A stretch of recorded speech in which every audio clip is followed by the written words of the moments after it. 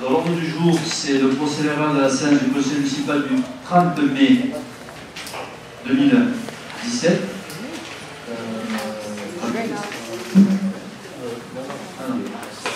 Ça va une erreur.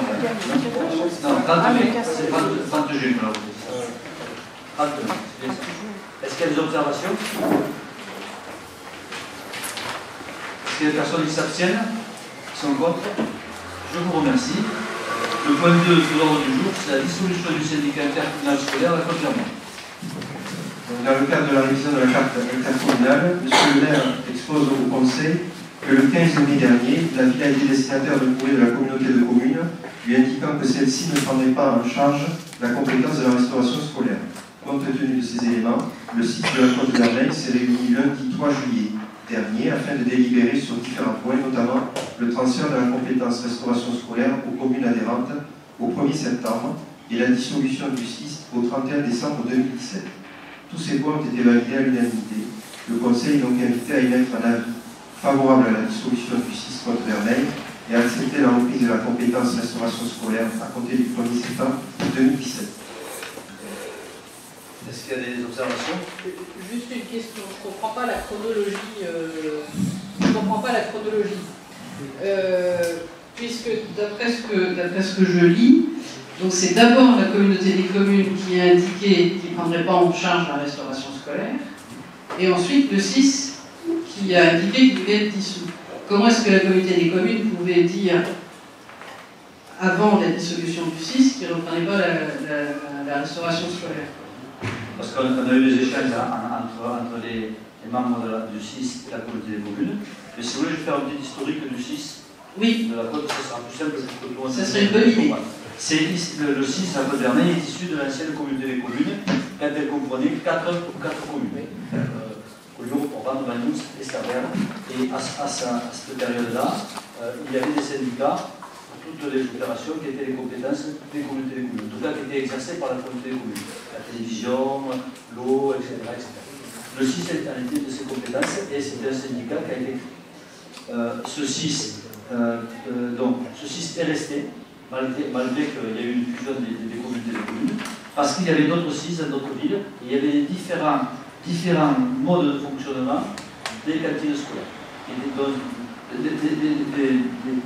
Les modes étaient différents, il y avait d'autres SIS, je crois qu'il y en a un à l'est, et dans d'autres communes c'était différent. Donc à cette époque-là, quand il y a eu la constitution de la grande communauté des communes, les syndicats interscolaires sont restés en place. Ce qui se passe, c'est que notre SIS est très déficitaire. Très déficitaire, ça veut dire que, de mémoire, la commune a dû abonder l'année dernière autour de 16 à 18 000 euros, c'est ça? Plus même.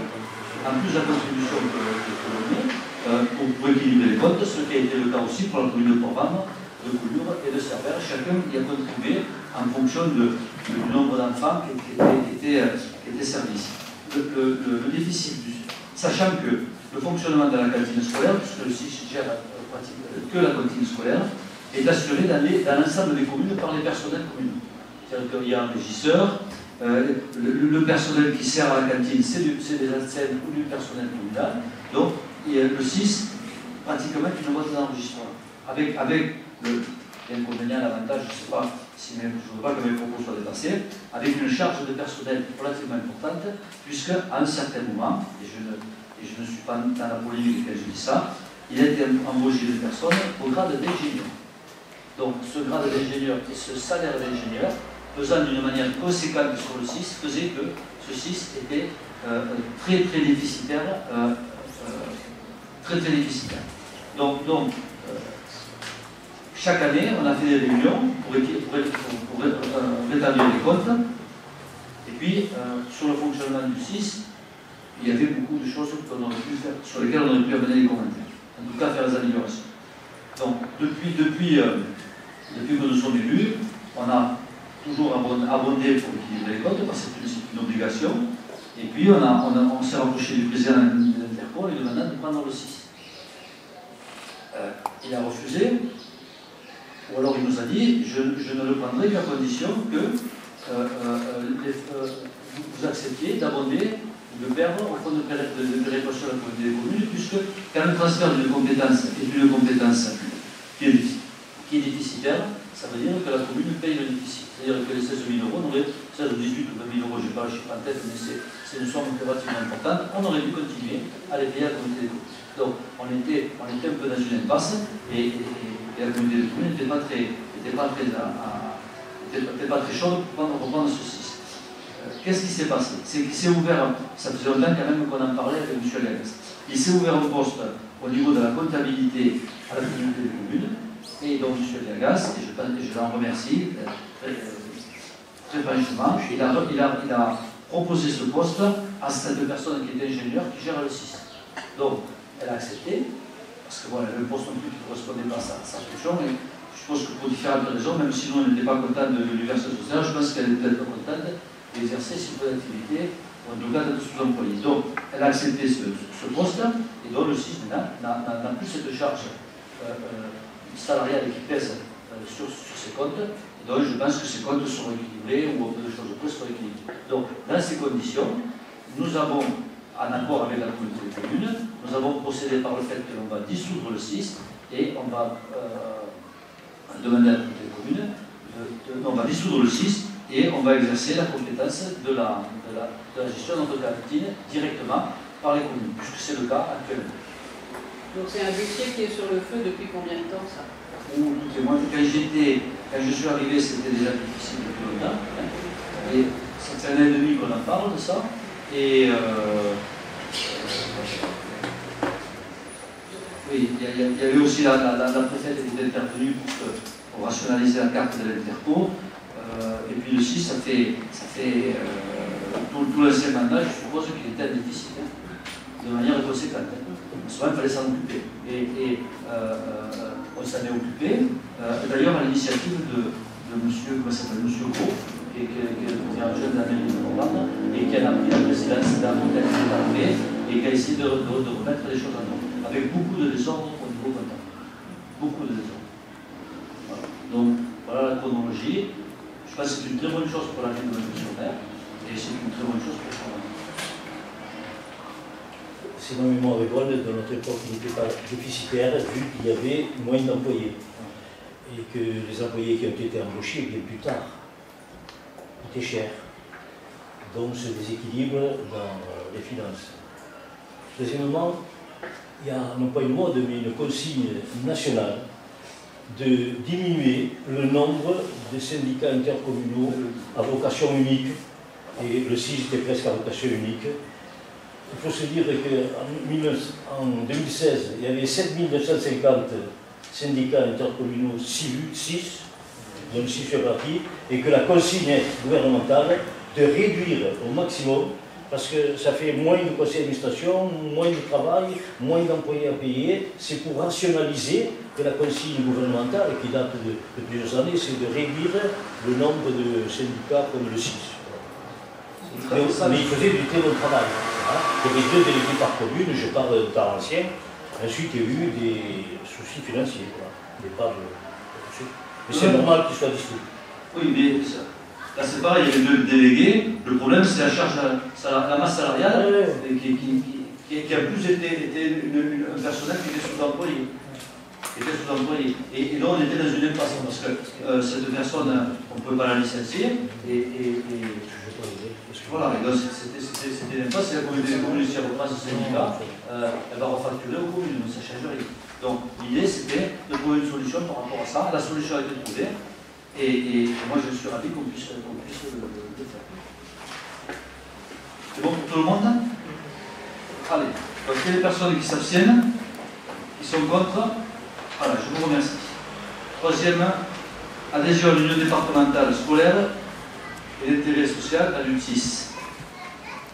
Donc, afin de bénéficier des prestations de l'UT6, la ville doit adhérer à cet organisme. Les statuts de l'UT6 prévoient dans son article 4 la contribution de ses membres et notamment des communes. C'est une dépense obligatoire et calculée à partir du chiffrage du recensement de la population. Donc c'est 85 centimes par habitant, pour les 4800, ça fait environ 4 000 euros par habitant, par an. Il y a des questions, l'UT6 va remplacer le 6 continuera à fournir les repas comme il fournissait maintenant. Puisque le 6 n'existe plus, c'est chaque commune qui va adhérer à l'UT6 pour la fourniture des repas. L'UT6 fournit autre chose. C'est-à-dire que quand les places de neige... Oui, là on parle des repas. Oui, mais ce que je veux dire, c'est que l'adhésion à l'UT6 permet aussi d'avoir accès à ces chalets, etc. On est d'accord. Donc rien ne change, simplement c'est, comme le 6 n'existe plus, c'est la commune maintenant qui adhère. Les enfants de l'école de Bayous, ils en bénéficient quand ils vont en classe de neige, ils vont aller de l'UT6 aux Angles. C'est ça. Alors, super bancaire, voyons. Oui, mais le sud de Bayous, ils vont particulièrement faire des Angles. Ok, il y a des personnes qui sont contre, qui s'abstiennent. Je vous remercie. Le point 4, c'est l'approbation d'une convention de restauration à intervenir entre l'Union départementale, l'UT6 et la ville. C'est la suite, il s'agit de cette convention concernant la restauration. On est dans le même, dans l'annexe 2.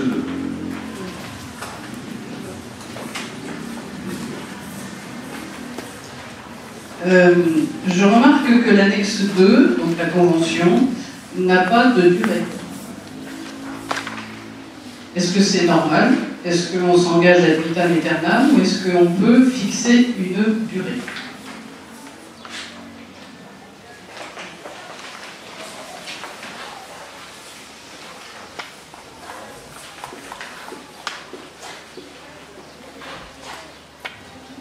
Soit pour fixer. Chaque année, l'UT6 refixe les tarifs des repas. Donc, je pense qu'à cette occasion, il est possible de revoir la copie. Est-ce que j'ai une question voilà, qui est récurrente depuis un certain temps? Vous n'êtes pas sans savoir que j'ai été élu parent d'élèves depuis très longtemps. Et je viens d'avoir une réunion avec les parents d'élèves, là, à 7h du soir. La demande des parents d'élèves depuis très très longtemps, c'est d'essayer de faire en sorte que les élèves aient non seulement le meilleur rapport qualité-prix en termes de repas, mais aussi une certaine souplesse. Donc la question qui me venait à l'esprit, c'est est-ce qu'il est possible de signer cette convention pendant une durée de 1 an, ce qui permet éventuellement de travailler à un projet de cuisine intégrée. Pourquoi est-ce que ça serait intéressant? Une cantine intégrée permettrait d'avoir une qualité de repas qui serait équivalente, voire supérieure à celle du LUT6, puisqu'on permettrait de pouvoir travailler avec des produits bio que LUT6 ne peut pas travailler, puisque la fourniture de repas par LUT6 est telle qu'ils n'arrivent pas à trouver de producteurs bio. Bien. Ensuite, la deuxième possibilité serait la flexibilité. À l'heure actuelle, un enfant qui va à l'école de Banyuls paye, le tarif est au ticket unitaire à 3,60 €. À l'heure d'aujourd'hui, c'est 45 € par mois. Si votre enfant est allergique, vous payez toujours le même prix et vous apportez le repas. Si votre enfant est en classe de neige, il est absent pendant une semaine et vous payez toujours le même nombre, vous payez toujours le même montant. Ensuite, les tarifs qui sont faits par l'UT6 ne prennent pas en compte ni le quotient familial et il n'y a pas de dégressivité par rapport au nombre d'enfants qu'il y a dans les familles. Bien. Alors, pour information, oui, une cuisine intégrée, ça nécessite, c'est un vrai projet. C'est un vrai projet long à mettre en place, mais c'est un vrai projet. Le ticket actuellement unitaire de l'UT6 est à 3,60 €. Il se trouve que je suis toujours parent d'élèves élus, cette fois-ci en lycée. Il se trouve que dans les lycées, les cantines sont toutes intégrées. Donc j'ai fait un peu le tour de combien coûte le prix d'un ticket de repas pour un lycée. Alors, ça dépend des tailles des lycées, évidemment. Je suis allée voir celui de TESA, ça tombe bien, c'est là où je suis élu, qui a 287 élèves. Bien. À la cantine de Banyuls, il y a à peu près, d'après ce que me disent les parents d'élèves, il y a à peu près entre 220 et 230 élèves qui mangent à la cantine. Bien. À TESA, on paye 2,98 € le repas. À l'UTSIS, on demande 3,60 €. À TESA, les enfants, non, je vais me faire assassiner, les ados ont chaque jour une proposition d'une viande, ou d'un poisson ou d'un œuf, un légume, un féculent. Ce qui veut dire qu'il n'y a plus aucun problème d'allergie, puisque le gamin il peut choisir ce qu'il veut, et il n'y a plus de problème non plus, au passage, au niveau religieux, puisque le jour où c'est de la viande de porc, il y a toujours soit un œuf, soit du poisson, et le gamin il a quand même à manger. Bien. Dans les lycées, quand votre enfant est malade, vous avez 2 jours de carence. C'est-à-dire que vous payez quand même la cantine pendant 2 jours, ce qui est normal, puisque les produits sont achetés, donc c'est normal.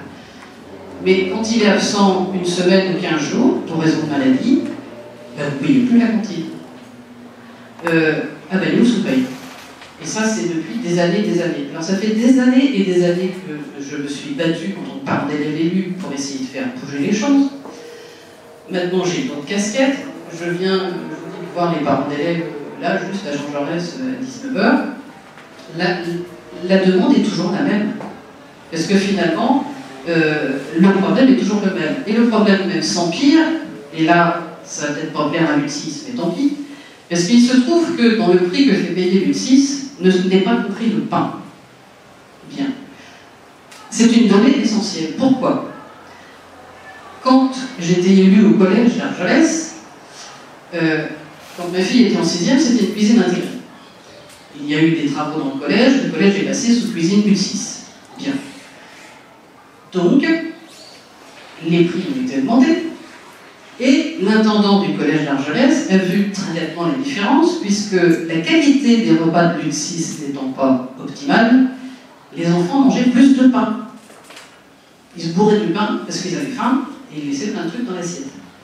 Or, comme c'est le collège qui payait le pain, et la Benous, c'est la commune qui paye le pain, forcément c'est une répercussion aussi, tout en étant moins équilibré pour l'enfant.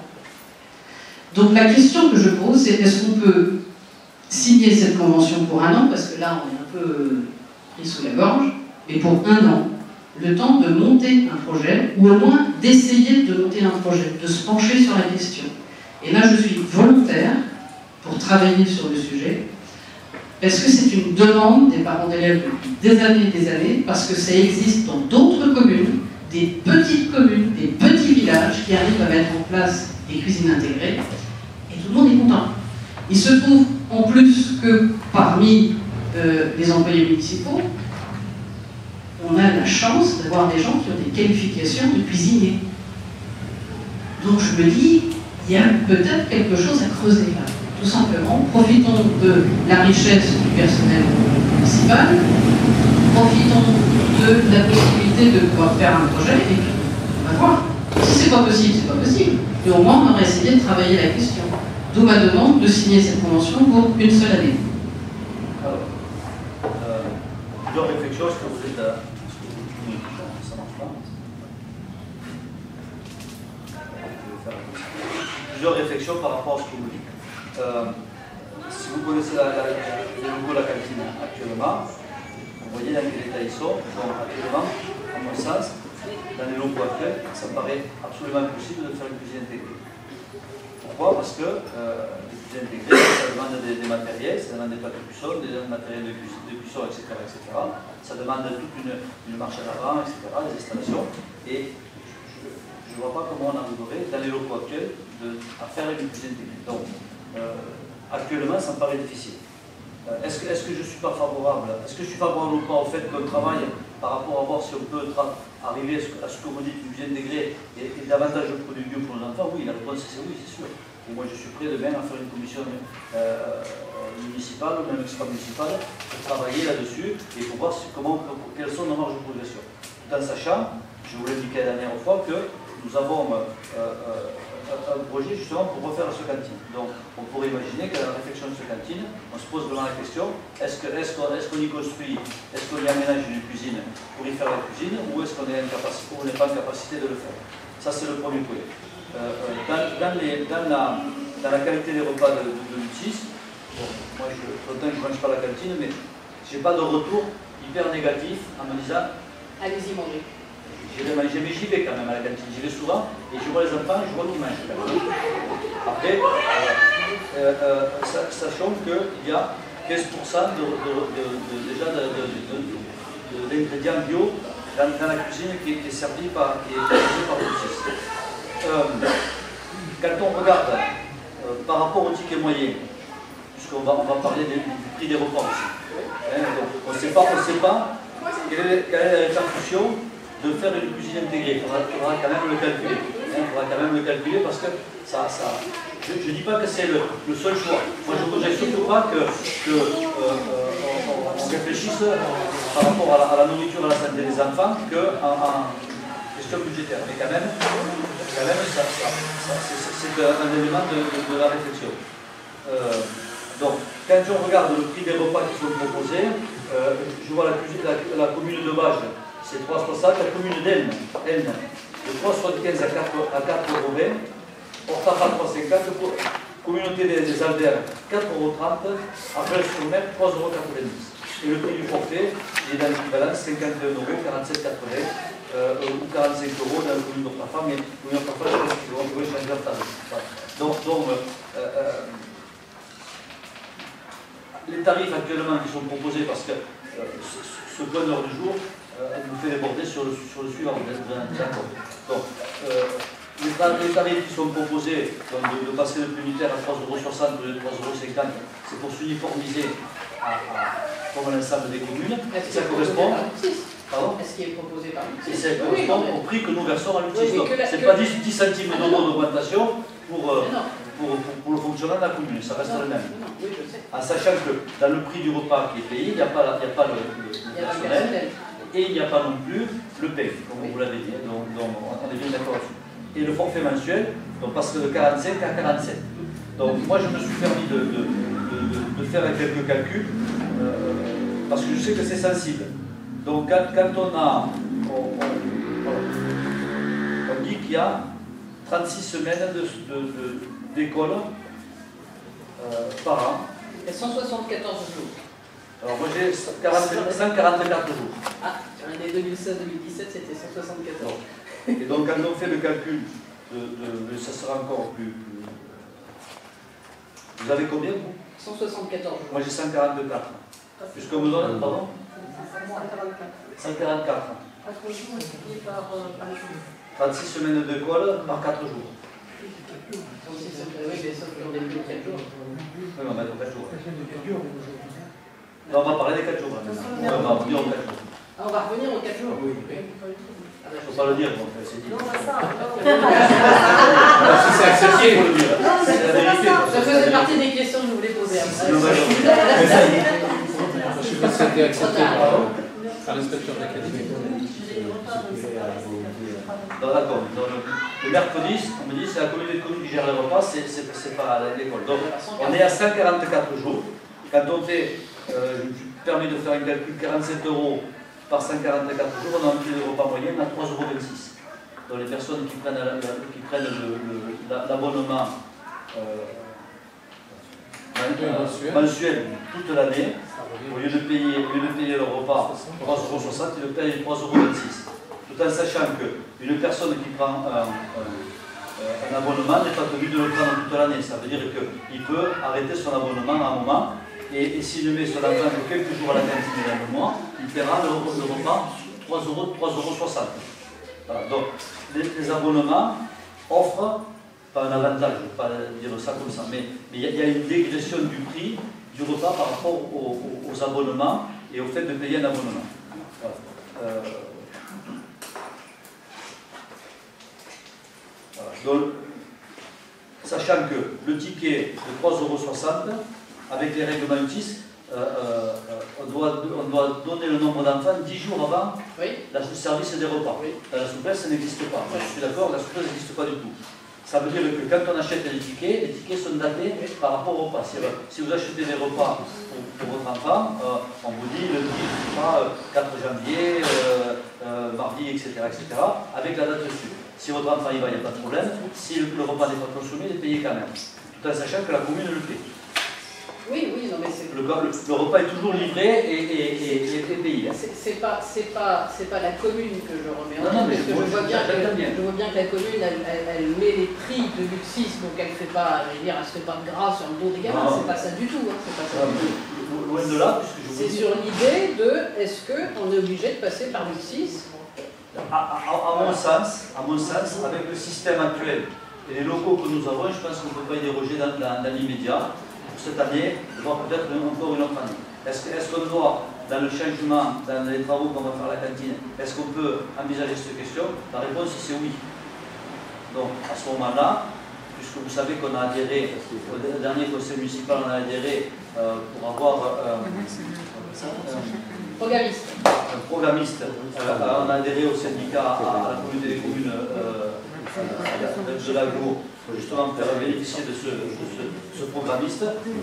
Quand on aura dans ces conclusions, on verra la proposition qu'il fait et à ce moment-là on fera une réunion et je vous y inviterai avec plaisir, vous et d'autres personnes, il n'y a pas de souci, pour qu'on puisse travailler là-dessus. Pour moi, il n'y a pas de souci, mais je pense que pendant au moins un an ou deux, on ne peut pas bouger là-dessus. Je vois mal comment on pourrait entreprendre les travaux actuellement dans la cantine. C'était ma question, est-ce qu'on peut signer la convention pour un an? Mais un an ou deux, mais après on peut le rajouter, je suis d'accord, on le rajoute un an ou deux. Au moins 2 ans, parce que 2 ans on peut le signer.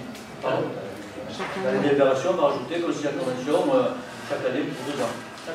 Chaque année, comme ça, c'est... Chaque année, on la revoit. Et après, ne réponds pas. La question, vous la reposera l'année prochaine. Et je ne pense pas que d'ici l'année prochaine, on a refait la question. Oui, d'accord, mais... Il est d'accord là-dessus. Mais que ça soit acté, qu'on... Voilà. Après juste pour dire que la responsabilité de faire des repas pour les enfants, il faut qu'elle soit bien organisée. Parce qu'elle est grande. Attention à ne pas faire n'importe quoi, attention aux intoxications alimentaires, parce qu'on peut faire beaucoup de dégâts, que ce soit avec du bio ou pas du bio. Hein.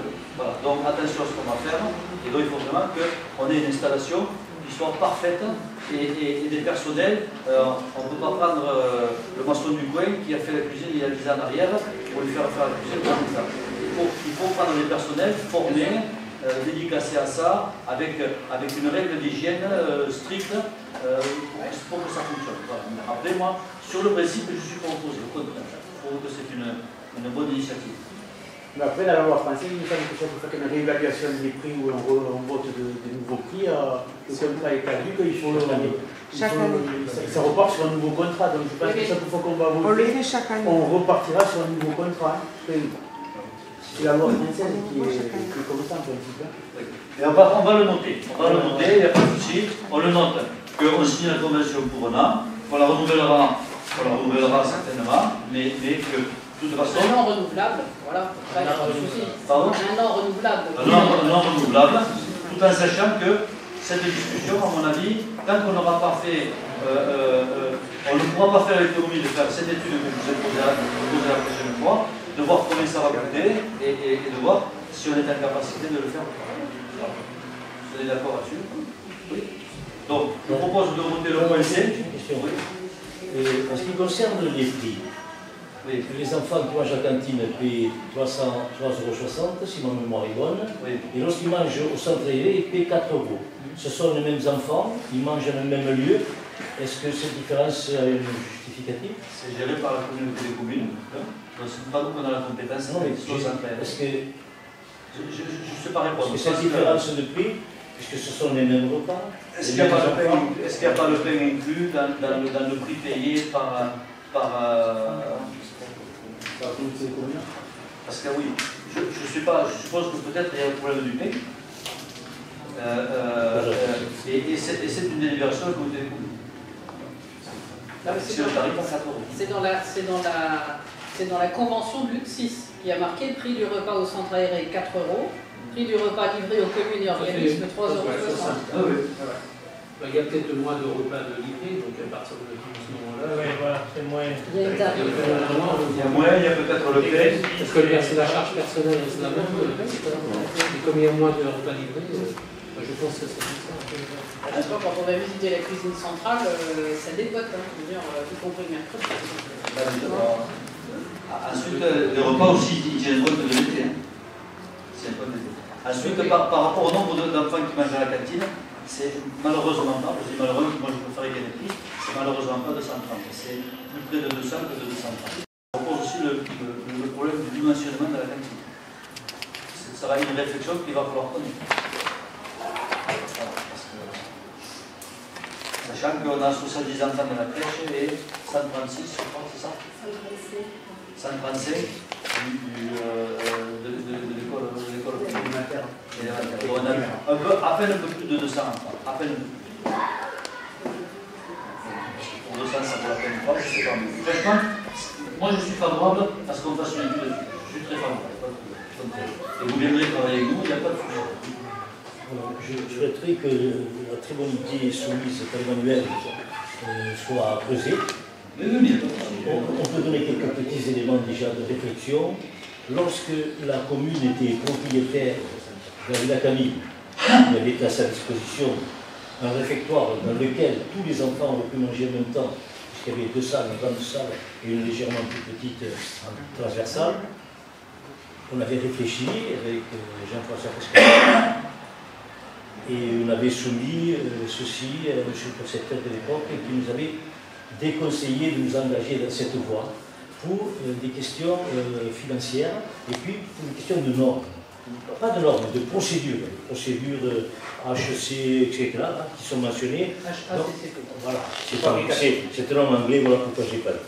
Donc, on nous avait déconseillé de nous aventurer là-dessus.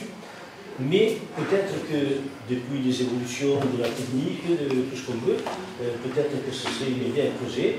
Et je souhaite qu'elle soit retenue, et comme tu le dis, qu'une commission soit créée à laquelle puisse participer. C'est une bonne chose. Oui, pas de souci. Moi, je rappelle, il y a vraiment ce problème de sécurité alimentaire qui est quand même au centre de... Ah, moi, je l'avais bien avant le prix. La sécurité alimentaire, c'est parier, parce qu'on peut faire beaucoup de dégâts, en partant de bons sentiments. On avait résolu le problème du transport. Parce que la question qu'avaient posée certains parents, comment aller de l'école, la famille, c'est peu, donc les navettes étaient à disposition, donc tous ces aspects matériels étaient résolus. Donc, je remercie Jean-François qui s'était vraiment occupé de ceci. Voilà, mais c'est à creuser, très bien. L'idée, je rappelle, l'idée, c'est quand même qu'on arrive à confiner, c'est pas le mot, mais c'est où ils confiner les enfants dans un groupe scolaire en état de sécurité, celles qui sortent, qui ne soient pas transportés, qui soient à l'abri des intempéries et qu'on puisse avoir le maximum de sécurité par rapport à... Donc, on est bien d'accord, je vous fais voter le point 5, donc est-ce qu'il y a des personnes qui sont contre? Le point 4. Alors, la convention, en précisant qu'on a une année renouvelable, hein, donc vous êtes d'accord? Est-ce qu'il y a des personnes qui s'abstiennent, qui sont contre? Donc, je vous remercie. Le point 5, c'est approbation du projet de réglementation intérieure du restaurant scolaire. Est-ce que vous voulez revenir dessus? Non, moi je suis gênée par la clause de comme on ne peut pas décommander aux fournisseurs le prix du repas, etc. Non, mais je comprends, mais c'est comme ça. Après, effectivement, c'est très compliqué de gérer une cantine scolaire, c'est pas la carte. Quoi. Je viens, je viens pas, parce qu'après, qu'est-ce qu'on fait de la marchandise quoi. Et la marchandise est des personnels. Donc, à un moment, il faut aussi raison garder. Moi, je le dis, pas faire n'importe quoi non plus. Je me suis aperçu qu'à un moment, on avait dû mettre en place aussi une réglementation par rapport aux personnes qui viennent chercher leurs enfants. Parce qu'on tolérait quelques heures, puis quelques minutes, c'est devenu un quart d'heure, puis après c'est devenu une demi-heure. Voilà. Et donc à un moment, ça pose des problèmes de sécurité. Qu'est-ce qu'on fait des enfants? Est-ce qu'il faut laisser du personnel supplémentaire? Bien entendu, il ne faut pas laisser les enfants tout seuls. Donc à un moment, il y a aussi le fait que une cantine scolaire, c'est aussi une action groupée, de vivre ensemble pour qu'on puisse avoir des meilleurs prix, meilleure qualité de repas, etc. Mais à un moment, il faut qu'il y ait un peu d'autodiscipline aussi. Si à un moment, pour différentes raisons, c'est pas un restaurant. Une cantine scolaire, c'est pas un restaurant, même si c'est un restaurant scolaire. On ne peut pas entrer, sortir comme ça. Mais 10 jours, ça fait beaucoup quand même. 10 jours, ça fait beaucoup. Je suis d'accord avec vous. Sans oublier que quand les enfants ils partent en pique-nique, je me suis renseigné, c'est toujours les mêmes boîtes de thon catalane que Magali a se bouffer quand elle était à l'école. l'école, c'est toujours les mêmes trucs. Il y a... N'attaquez pas le ton catalan. Non, mais en boîte de conserve. En boîte de conserve. Bon, donc, à part ces remarques, mais à mon avis, ils sont interchangeables pour l'instant. Est-ce qu'il y a des personnes qui sont contre? Le règlement, moi je m'abstiens pour cette raison. Qui s'abstiennent? Voilà. Une abstention. Je vous remercie. 2 abstentions. Adaptation des tarifs pour les repas à la cantine scolaire, donc on en a aussi parlé. Donc il s'agit de passer de prix unitaire de 3,50 €, si ma mémoire est bonne, à 3,60 € et le forfait mensuel de 45 € à 47 €. Je voudrais savoir quel a été le travail qui a été fait au niveau de l'UT 6. Et là, c'est pas par rapport à vous parce que vous n'y êtes pas, mais par rapport au 6, quand le 6 était en convention avec l'UT 6 pour justement arriver à faire plus de flexibilité et des prix qui sont plus intéressants. À mon avis, le travail qui a été fait pendant ces quelques années a été un travail de rétablissement de ces codes. Je n'ai pas le souvenir ni le retour qu'il y ait eu ce genre de travail qui a été fait. Je peux me tromper, mais je ne pense pas. Le vrai souci, ça a été comment on fait pour arriver à avoir un syndicat qui fonctionne et excusez-moi de dire ça, qu'on ne jette pas l'argent comme ça et qu'on utilise les deniers publics normalement. Il y a aussi, vous le savez, le travail qui a été fait, c'est aussi l'encaissement des repas. Qui a posé problème et qui continue à poser problème. Donc je pense aussi que l'encaissement des repas, si c'était directement par les communes, ça sera plus suivi. Voilà. Donc il y a un moment, il y a des gens qui ne peuvent pas payer les repas. Et je le dis très publiquement, les enfants continuent à manger à la cantine et il y a des solutions qui sont trouvées. Donc il n'y a pas de problème là-dessus. Mais des fois, il y a des gens qui ne paient pas le repas par inadvertance parce que pour différentes raisons. Et il y a. En tout cas, moi je suis persuadé, parce que j'en ai la preuve à titre personnel, il n'y a pas de suivi qui est fait. Il n'y a pas de suivi qui est fait. Donc là, on aura au moins beaucoup moins de pertes et de problèmes administratifs par rapport à ça. En tout cas, je l'espère. Il y a aussi une problématique de justice sociale, puisque le tarif est le même, 3,60 pour l'U10. L'enfant qui est à Font-Romeu, il paye pareil que celui qui est à Aisne, puisque la cuisine centrale est à Aisne, il n'y a pas de feu de transport quasiment.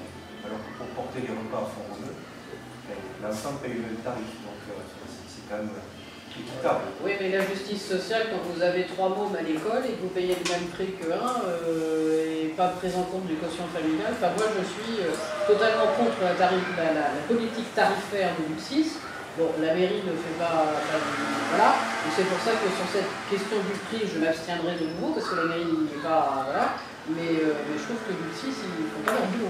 Est-ce que la tarification du quotient familial doit être prise en compte de chaque activité que fait un enfant, ou doit être prise en compte plus généralement par les caisses qui accompagnent les familles? Ça, c'est la vraie question. Moi, je pense que c'est par les caisses qui accompagnent les familles. Plutôt que chaque fois par la tarification, parce que sinon ça pourra d'un point. Mais bon, c'est votre point de vue, voilà, il se discute. Je veux dire, c'est quand même, on peut l'interpréter différemment. On est d'accord là-dessus? On vote les tarifs ou pas? Oui. Donc, adoptation des tarifs, donc vous abstenez. Personnes qui sont contre, je vous remercie. Donc, le point 7, c'est groupement de commandes de fourniture de luminaires.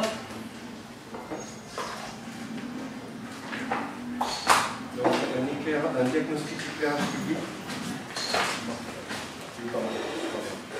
a été réalisé durant l'année 2013 par la société CP Méditerranée.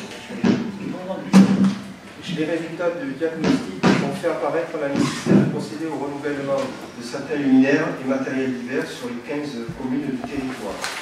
En 2014, la communauté de communes a approuvé en conseil communautaire le lancement d'un premier groupement de commandes qui avait pour objet la fourniture de luminaires et de matériel divers. Ce groupement a permis de surcroît une meilleure coordination de l'ensemble des opérations et a conduit à une réduction des consommations énergétiques. Ce groupement de commandes étant terminé, il est proposé au Conseil de réitérer cette démarche en constituant un nouveau groupement de commandes pour cette opération et de désigner la communauté de communes en tant que coordinateur chargé de la gestion des procédures. Des commentaires? Non? Est-ce que c'était à cette commission qui avait travaillé sur le diagnostic qui avait été fourni par la communauté des communes. Et ce diagnostic laissait sous-entendre, disons, une échelle de priorité concernant les réparations et notamment les économies d'énergie. Donc, c'est pas ça, mais bon, on peut parler de ça. Puisqu'on avait un état des lieux zone par zone, et donc on pouvait intervenir sur certaines zones pour des réparations ponctuelles, et sur d'autres zones, et toutes les zones éventuellement, pour des économies d'énergie. C'est comme ça. Donc, je voudrais savoir comment la commune va s'y prendre pour, disons,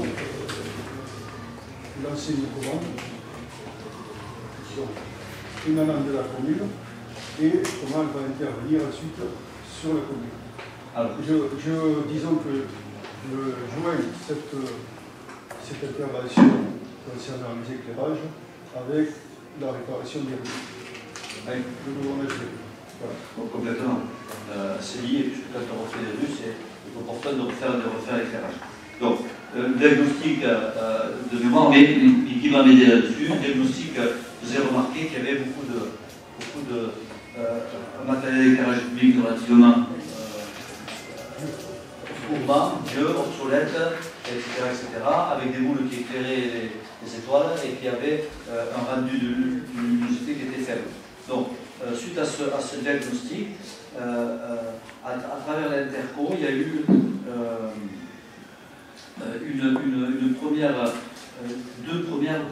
trois communes. Trois communes. La Roque, Saint-André et Sorel, je crois, qui ont déposé le dossier de demande de subvention pour la réflexion de l'éclairage public. Et ces demandes de subvention, je ne sais pas si tu as la mémoire, si tu économisais 50% d'énergie, tu avais 60% de subvention, si tu de mémoire, c'est ça, c'est ça. Si tu économisais 40%, tu avais de moins, etc. Donc il y avait ce lien qui était fait par rapport à l'économie. Donc ça, les trois communes de paiement ont été primées. La ville de Bagnols-sur-Mer a été dans un lot de 4 communes, 5 communes, c'est ça, candidate pour ça. Et dans ce lot, on a été retenu, on a fait une demande de subvention normale. Alors, fait une demande de subvention sur laquelle on a le récépissé, et normalement c'est approuvé. Mais la région a changé ses subventions à titre régional. Et la région a changé son fusil d'épaule. C'est-à-dire qu'elle a arrêté ce type d'aide aux communes. Donc nous sommes passés un des derniers dossiers qui peut avoir ce genre de subvention. Et dans cette demande de subvention, on avait mis l'éclairage public que nous avons refait sur le commune. Voilà. Et donc, bien entendu que on a consommé, si tu veux, le fait d'avoir fait un diagnostic d'éclairage public, ça nous permet d'avoir des secteurs prioritaires par rapport aux travaux et par rapport, comme tu le dis, à la réflexion des rues, ce qui est logique. On refait une rue, et si on refait l'éclairage public et les CDR en même temps, et si on ne refaisait pas les rues, on a aussi un cadre de travail pour aller dans les points qui sont prioritaires par rapport à ça, donc à ceux qui sont plus consommateurs. Et bien entendu, c'est un travail qui doit se faire sur plusieurs années, je pense que tu es d'accord avec nous là-dessus, et c'est un travail qui demande, je crois, la commune cette année a bloqué 100 000 euros, c'est ça, 100 000 euros de budget, et chaque année on mettra une partie du budget justement pour faire de l'éclairage public. Je ne sais pas si je veux compléter. Juste pour dire qu'au-delà de l'éclairage public, bon, on a encore, je crois, 400 ampoules qui sont consommatrices, donc il faudrait changer, notamment tout ce qui est boule, c'est des vapeurs de mercure, donc ça, d'ailleurs, on n'en trouve plus, à partir de, je crois, du 1er janvier 2016, ou 2017, je ne sais plus, mais on ne sait plus en vente. Donc il y a lieu de les changer, mais bon, comme les candélabres ne sont pas adaptés, il faut changer l'ensemble. Et c'est plus le coût d'un luminaire, c'est souvent le coût de l'ensemble qui grève les budgets et qui sont très onéreux. D'autre part, on a un certain nombre qui était d'ailleurs au rapport, un certain nombre d'armoires électriques qui sont obsolètes et qu'il faut complètement refaire. Et ça, c'est un coût, je crois que ça doit être de 4 ou 5 000 euros par armoire. donc qu'il faut refaire, et il y en a une quarantaine sur la ville. Donc ça c'est très important aussi à signaler, et on ne pourra le faire que progressivement, sachant que c'est quand même la communauté de communes qui a la compétence éclairage public, et qui, on attend bien sûr qui nous aide, notamment à travers les subventions, pour pouvoir mettre des projets comme ça en place. Donc, d'un autre côté, bon, on essaie de faire des économies sur certains secteurs en faisant des coupures. Voilà, donc on essaie sur plusieurs pistes de faire des économies sur ce poste d'éclairage public. Bon, je veux dire, c'est que le plan d'intervention concernant le luminaire ne coïncide pas forcément avec le plan d'intervention concernant la réflexion des rues. Et donc, à un moment donné, il faut faire un choix. Bon, je ne sais pas comment vous allez vous y prendre, mais bon, c'est pas. Il faudra faire les deux. On a un projet de faire des rues, bien entendu, on en a parlé. Déjà, et il fait partie de la commission des travaux, et à cette commission de luminaire, qui fait d'éclairage public, qui a été participé. Donc, chaque fois qu'on va faire une rue, on va faire l'éclairage public. Voilà. Donc, dès que les budgets le permettent, on le fera. Après, à mon avis, on a quand même pas mal de travail aussi à faire sur les armoires. Sur les armoires qui sont très mauvais. Notamment celle du poste du labo, qui nous fait disjoncter le front de mer actuellement. Donc, on va avoir un devis un peu coquet qui va nous arriver parce que l'armoire, elle est en état catastrophique. Une autre chose aussi, c'est qu'on a des tarifs qui sont trop élevés par rapport aux puissances demandées. D'ailleurs, c'était aussi dans le rapport. Donc, j'ai préparé un courrier à l'ERDR pour leur demander tout ce qui est déjà supérieur, de les rabaisser à l'intensité qui était prévue dans le diagnostic. Souvent, on gagne quelques kilowatts par milliers de kilowatts par armoire, et ce qui permet, là, en gros, il y aurait une économie de au moins 2000 € à faire sur la baisse des puissances des armoires. C'est pas énorme, mais c'est petit. Donc on regarde le rapport avec attention, parce que c'est vrai qu'il est bien fourni, il est précis, il faut s'en servir. Depuis 2012... On n'est pas maître de tout, puisqu'on a aussi la communauté des communes qui a la compétence. On travaille en négociant avec eux. Après, c'est le travail de longue haleine. On ne fera pas de ce mandat et il faudra plus d'un mandat pour faire ça. C'est bon? Il y a des personnes qui sont contre, qui s'abstiennent. Je vous remercie. Approbation, point 8, c'est l'approbation des conventions de mutualisation du système d'information géographique.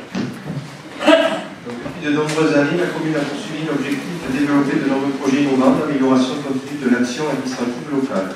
Les mutualisations de services entre communes et intercommunalités s'inscrivent dans cette dynamique. Au travers de l'objectif législatif de bonne organisation du service, les mutualisations offrent en effet l'opportunité de renforcer les liens entre les communes et les établissements publics intercommunaux. Mutualiser permet de dégager une plus-value en matière de qualité de service et d'organisation, en faisant bénéficier les collectivités concernées de services et de compétences qu'elles ne peuvent avoir en restant isolées, tout en visant à dégager des économies d'échelle.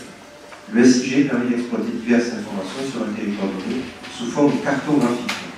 Le Conseil communautaire avait validé le 18 novembre 2016 la mise en place d'un outil mutualisé à compter du 1er janvier et le 12 décembre 2016 la convention a passé entre les communes du territoire pour la mise en place d'un service commun SIG à compter du 1er janvier 2017. Conformément à ces délibérations, la communauté de communes a transmis un exemplaire de cette convention. Celle-ci précise notamment l'organisation, la situation des agents du service commun, les modalités de participation, suivant laquelle la répartition actée en conseil communautaire, la mise en place d'un comité de suivi et une charte de bonne conduite. Les modalités de répartition des coûts de ce service mutualisé sont fixées par une clé de répartition. 50% sont pris en charge par la communauté de communes et 50% par les communes au prorata de leur poids démographique. La participation de la ville au fonctionnement mutualisé est fixée ainsi à 8 595 € annuellement. Pour mémoire, le conseil municipal avait donné un avis favorable à l'unanimité sur le projet de schéma de mutualisation des services de la communauté de communes le 11 avril 2016, sous réserve que l'adhésion de la ville puisse se faire à la carte. C'est l'objet de la présente délibération de ce jour sur le SI. commentaires? Ça a donné lieu à des débats, hein, c'était pas gagné. Bon, moi je pense que c'est une bonne chose pour vous. Personnes qui s'abstiennent, qui sont contre. Je vous remercie. Point 9, c'est l'aliénation d'une partie du chemin rural du Cadamon, séparant les parcelles AM 1447, 1448, 1450 et 1451. Annexe 6. Une partie d'un chemin rural du Cadamon reliant la rue Manolo-Valiente de part et d'autre, traverse un îlot de terrain, comme l'indique M. le maire, section AM 1447, 1448, 1450 et 1451, appartenant au consort maçon. Ce chemin d'une superficie de 122 mètres carrés n'est plus affecté à l'usage public. Il n'a plus lieu de l'utiliser, constitue donc une charge d'emprise pour la collectivité. La circulation publique se fait en effet par la rue Manolo-Valiente, qui est une voie communale carrossable. L'aliénation de cette partie du chemin, prioritairement aux riverains qui ont manifesté le souhait de l'acquérir, apparaît comme la solution la plus pérenne. Le directeur départemental des finances publiques a fixé la valeur de ce bien à 3 660 € et les consorts maçons ont donné leur accord sur cette valeur. Il appartient aux membres du Conseil de décider, conformément à la réglementation, de procéder à une enquête publique préalable à l'aliénation de ce bien et d'autoriser M. le maire à signer toutes les pièces nécessaires à la poursuite du dossier. On pourrait, comme les points précédents, évoquer le point 10 en même temps, puisque les deux sont liés, et on en avait parlé en commission d'urbanisme. Donc, de quoi s'agit-il? Il s'agit d'un terrain qui appartient à la famille Masrot depuis des années. Ce terrain est un terrain à bâtir, il est traversé par un chemin qui est cadastré. Du coup, ce chemin, vous l'avez sur votre dessin par le biais, et qui ira des parcelles un peu compliquées, sachant que ce terrain, ce chemin n'est pratiquement pas emprunté.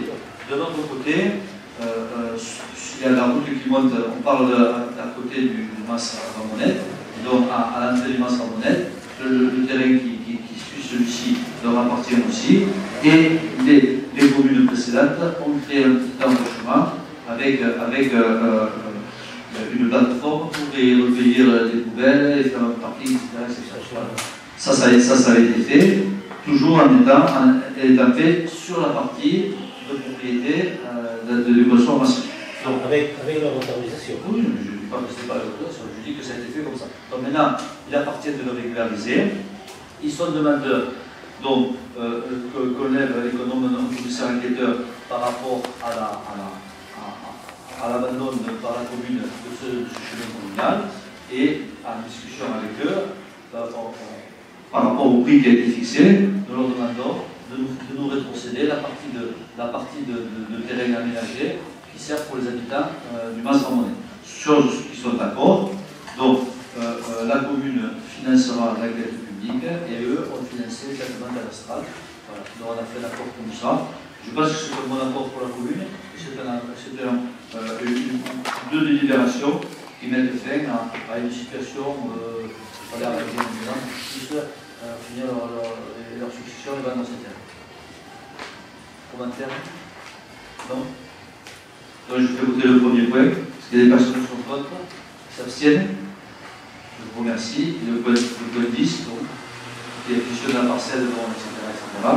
Est-ce qu'il y a des personnes qui s'abstiennent, qui sont contre? Je vous remercie. Décision modificative.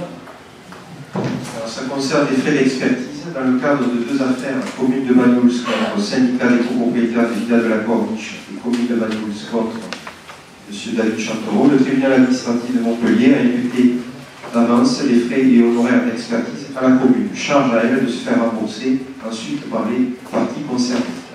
Donc le montant porte sur 24 400 €. On a de plus en plus de recours, d'actes d'injustice par rapport à la construction, ce qui est très pénible, je vous respecte, vous avez raison. Donc les communes sont mises en première ligne. Donc sur les villas de la Corniche, il y a eu une arrêté de péril qui a été pris. Maintenant on nous demande de lever l'arrêté de péril. Moi j'en fais un commentaire, j'avais demandé que dans l'arrêté avant la levée de l'arrêté de péril, puisqu'il y a eu une modification des façades par rapport à l'étayage et choses comme ça par rapport à ça, j'ai demandé à ce que dans le montant de l'assurance des villages de Corniche soit repris le fait de ravalement de façade, qui est absolument catastrophique à l'entrée de la notion même. Je pense qu'on n'y arrivera pas, mais maintenant, il demande de lever l'arrêté de péril. On sera contraint de le faire puisque les rapports des experts nous tendent à faire lever l'arrêté de péril. Par contre, c'est combien? C'est pas 23 000 et quelques euros que la commune doit payer maintenant de l'expert. Donc, on va le payer parce qu'on est tenu par la loi de faire à l'avance. Par contre, cette délibération fait qu'on va présenter la facture à la copropriété pour qu'elle nous dommage de ces frais-là. Ça, c'est le premier point. Le deuxième point, c'est l'affaire Châtellerault. C'est un peu la même chose, avec un premier arrêté de péril par rapport à l'enrochement. Pour ceux qui ont suivi, qui font partie de la commission de l'urbanisme, j'en ai souvent parlé. Donc, on est là, sachant qu'il y avait un deuxième qui est en cours maintenant. Voilà. Donc, maintenant, on ne peut pas, avec l'impôt local, payer des experts quand les gens font des malfaçons. Donc, très bien, on paye des experts pour que les choses rentrent dans l'ordre, mais à un moment, on refacture l'expertise à la personne qui n'est pas encore fournie. Si le demandeur a tort, c'est lui qui paie, en aucun cas la commune, et si le demandeur a raison, c'est celui qui est condamné, à qui on refacturera les frais d'expertise. Des commentaires? Je veux dire que le village de la Corniche fut un cauchemar et que j'avais été amené à prendre l'arrêté de péril, si ma mémoire est bonne, pour 4 maisons. Et le nombre de réunions sur le terrain en mairie qui ne débouchaient sur pas grand-chose. Avec Omnium, je me souviens pas ce que c'était, Omnium quelque chose. Il y avait des discussions sans fin, des experts de l'un, des experts de l'autre. Ce fut un cauchemar. Oui, c'est un cauchemar pour ces gens, mais pour la commune aussi. Non, pour nous. Mais pour ces gens aussi. C'est un cauchemar pour nous. Pour ces gens aussi, parce qu'ils ont acheté des maisons qu'ils n'ont jamais pu habiter, jamais pu louer. Il y a des garages qui ne peuvent pas rentrer la voiture. Il y a des balcons qui sont pleins d'eau, c'est une catastrophe pour ces gens-là, parce que je pense qu'ils sont malheureux, choses comme ça, ils sont malheureux de cette situation, et puis pour la commune aussi, parce que c'est un tracas constat, et puis c'est quelque chose qui a les livres à nous. Voilà, qui a les livres à nous. Donc moi je suis pas du tout d'accord, et c'est pour ça que j'ai beaucoup insisté, et j'y reviendrai de nouveau, pour que les ravalements des façades soient bien faits. C'est grave, je vais redire ça, mais c'est moche. C'est moche, c'est léger. Catastrophe. Voilà. Très mauvaise opération, comme on voit. Si les personnes sont contre, s'abstiennent. Voilà, je vous remercie. Est-ce que... Juste une information, on a tous reçu un mail concernant... nous informant que Jean-Michel Gassu est démissionnaire, mais on ne voit pas de petits nouveaux, ni de petites nouvelles. Ah non. Donc, pourquoi? Tout simplement parce que la démission de M. Gascou aurait dû être adressée à M. le sous-préfet, et que donc une question de procédure et de forme, il faut que la démission de M. Gascou soit entérinée par M. le sous-préfet, par le préfet, pour qu'elle soit effective. Et à ce moment-là, M. Gascou sera remplacé par Mme Rachanda, qui est la suivante sur la liste, et on procédera à son installation quand on aura des choses en bonne état. Pardon? Voilà. C'est bon? Allez, bonne soirée à tout le monde.